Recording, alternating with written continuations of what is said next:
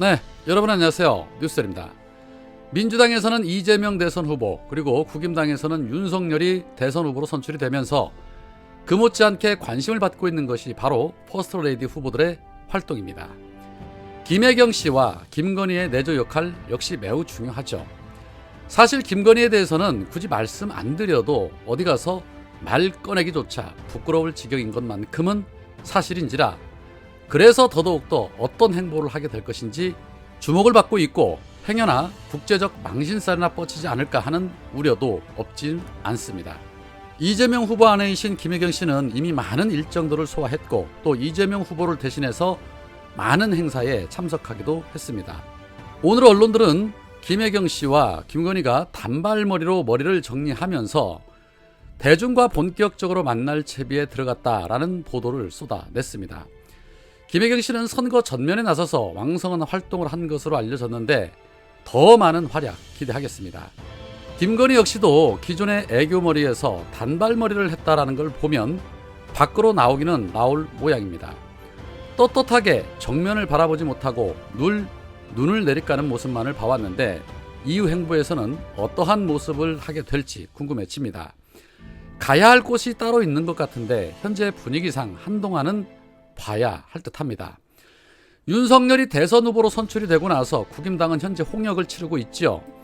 민심을 거스르고 당심으로 선출된 윤석열로 인해서 홍준표를 지지했던 젊은 층들이 대거 탈당을 하는가 하면 윤석열을 지지하지 않겠다는 사람들이 늘어나면서 윤석열의 발등에 불이 떨어졌습니다.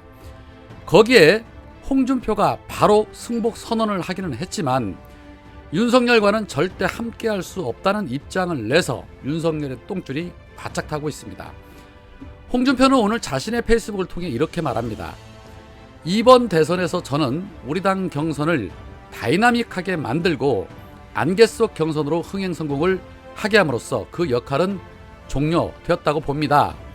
이번 대선에서 저의 역할은 전당대회장에서 이미 밝힌 대로 거기까지입니다. 사상 최초로 검찰이 주도하는 비리 의혹 대선에는 참여할 생각 없습니다. 라고 말했습니다.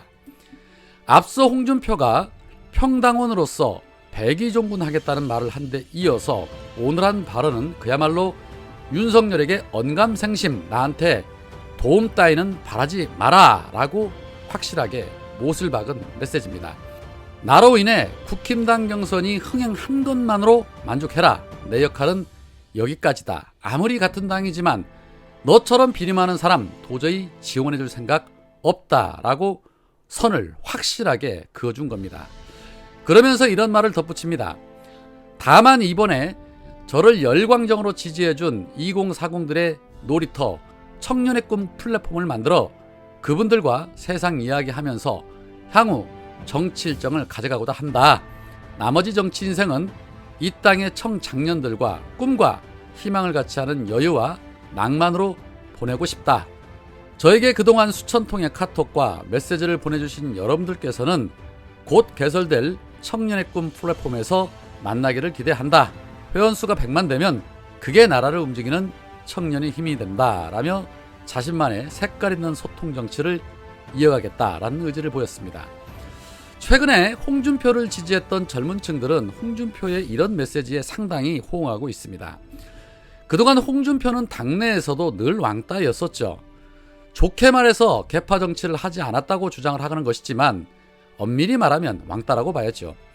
여튼 본인의 말처럼 검찰이 주도하는 비리 대선에 참여하지 않겠다고 말을 했으니 그 약속 반드시 지켜야 할 것입니다. 홍준표가 이렇듯 윤석열과의 선긋기를 하고 나서자 윤석열 많이 급해졌습니다. 어제 이준석을 만나서 대책 마련을 논의한 이후에 오늘은 페이스북을 통해 홍준표를 치켜 세우며 굽신굽신하는 모습을 보였습니다. 건방지게 대선배의 어깨를 후려치던 그 기계는 다 어디 갔는지 모르겠습니다. 윤석열은 페이스북을 통해 이렇게 말합니다. 저보다 더 빛났던 홍 선배님의 짧은 메시지와 미소라고 일단 홍준표를 띄우면서 바쁘게 움직이면서도 지난 금요일 전당대회 생각이 떠나질 않는다. 정권 교체의 대의를 위해 홍준표 선배님과 다른 두 후보님이 보여주신 원팀 정신 때문이다.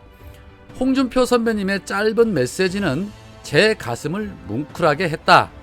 저의 수락 연설보다 훨씬 더 빛났다. 멋진 위트까지 곁들인 낙선 인사와 국민과 당원들에게 보여준 맏형다운 그 미소 오랫동안 잊지 못할 것이다. 유승민, 원희룡 등 세 분의 정치 선배들이 보여준 애국심과 경륜 그리고 지혜 열심히 배우겠다. 이제 우리는 모두 정권 교체를 위한 깐부다. 우리 당의 지난 역사를 돌아보면 감동적인 승복과 단결을 이뤘을 때 승리했지만 그렇지 못했을 때 패배했다. 다시 한번 감사드린다 라며 아부 떠는 모습을 보였습니다. 홍준표가 선긋기를 하자 급하게 아부하며 대가리 숙이는 모습을 보니까 윤석열이 급하기는 급해진 겁니다. 깐부랍니다. 아쉬울 때는 늘 깐부라는 단어를 주창합니다. 홍준표는 전혀 깐부할 생각 없는데 혼자 깐부 타령하고 있습니다. 대선이 4개월 정도 남아있기 때문에 어떤 변수가 생길런지 예측하기는 어렵지만 그동안 홍준표의 이력을 본다면 윤석열을 지원하는 일은 없지 않을까 생각해 봅니다. 그렇게 되면 자신을 지지했던 젊은 세대들을 또 한 번 배신하는 행위가 되기 때문인 것이지요. 민주당은 후보로 선출된 윤석열 평가절하 했습니다. 이재명 선대위 대변인을 맡고 있는 박성준 의원은 논평에서 이렇게 말합니다. 윤석열은 민심이라는 거대한 바다가 아닌 동네 저수지에서 뽑힌 선수다. 국힘 대선 후보 경선 규정은 국민의 의사를 깔아뭉갠 규정이다. 주권자인 국민을 경선 과정에 들러리로 세운 것과 마찬가지다. 윤석열은 대선 출마 선언 뒤부터 줄곧 망언 제조기라는 별명이 붙을 만큼 실망스러운 발언과 모습을 보여왔다. 후보가 된 뒤에도 민심을 역류할 것이 명약관화하다라고 윤석열을 후려쳤습니다. 전용기 의원도 논평에서 검찰 기득권자였던 윤석열이 기회의 나라를 외치다니 정의사의 구현을 외친 전두환 전 대통령이 떠오른다.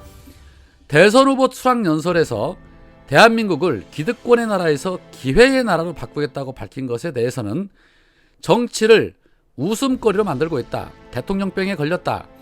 온갖 기득권을 누려온 윤석열이 이제 와서 기득권을 타파하겠다고 하니 소가 웃다가 콧뚜레가 부러질 일이다. 이율배반적인 구호다. 윤석열의 막말과 망언을 보면서 독재의 또 다른 역사를 쓰려는 게 아닌지 참담한 마음이다. 독버섯처럼 국민 건강에 해악을 끼치고 있다라고 맹공을 퍼붓습니다. 끝말이 확 와닿습니다. 독버섯처럼 국민 건강에 해악을 끼치고 있다. 100번 1000번 공감되는 말입니다. 오늘은 여기까지입니다. 고맙습니다.